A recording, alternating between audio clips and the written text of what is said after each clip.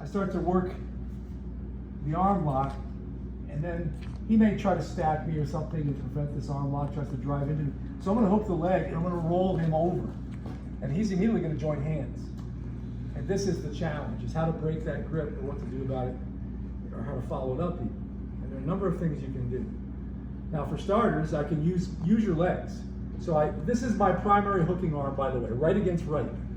All right, I'll show how you can use this for certain things. But in general, this is the open side, so it enables him to bring his arm toward his body, which makes his arm stronger. That's why I want to close this off by stringing my right arm through, and preferably putting my hand up on my shoulder or my bicep. So that now when I sit back, it's my whole body pulling on this arm. But he can't bring his elbow to his ribs, where it's stronger, where the arm is stronger. His arm gets weaker as it goes this way. Now hold that thought too, because I'm going to lean that way when I strip it away. So if I'm here like this, and he's trying to fight it, I can insert my 4 fingers and I can peel it this way and get it free. But sometimes in doing that, his arm follows and I can't break it. So I put my heel, my right heel, this one in. I do not relieve the pressure on his head. Don't ever do this, because now his head comes up, he's going to sit up. He's going to pop my leg free and sit up, and then I'll probably end up with my guard again, or I'll try to get his back. But from here, I want to keep him pinned down. So I go here again, I attach this grip. He's holding on good and tight. And I sink my fingers in here, I put my heel in, and I draw it tight, and I shake, shake, shake as I peel it, and I lean toward his head. Arm gets weaker. I've got it. But let's say he's smart, and he keeps his elbow close to his ribs, and I can't get my heel in there. All right, and his grip is tight. So now what I'm going to do is I'm going to set this leg first, not this one, over this arm. And then I put this one over top of that, and it ends up being a placekeeper pushing down to break his grip. It pushes down on this arm. But another thing I can do is I can forget breaking the grip. I can set it here, and I can just get a bicep crush. So now I'm bending his arm in on my arm, but it's going to break his arm. My arm ends up being the fulcrum. It's like using a nutcracker, and the nut is like a diamond, and it's going to break the nutcracker. Truth be known, you can train this here, and it also taps people out. You put a lot of pressure.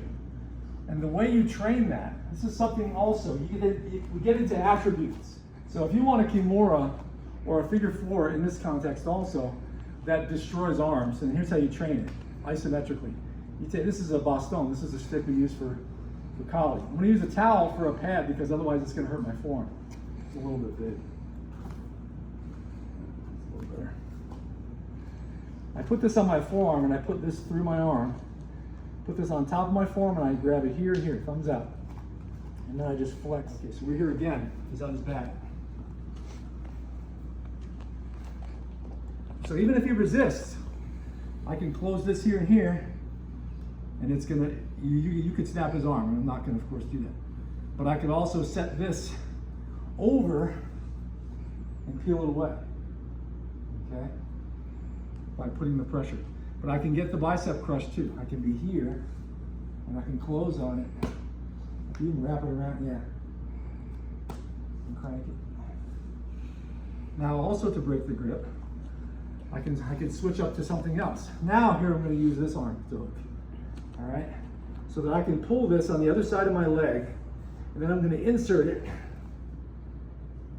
and get it this way. So he's holding on, and I'm going to hook with this one so I can pull it. Notice my leg is sort of in the way, so that it puts his arm down. You can hold on nice and tight.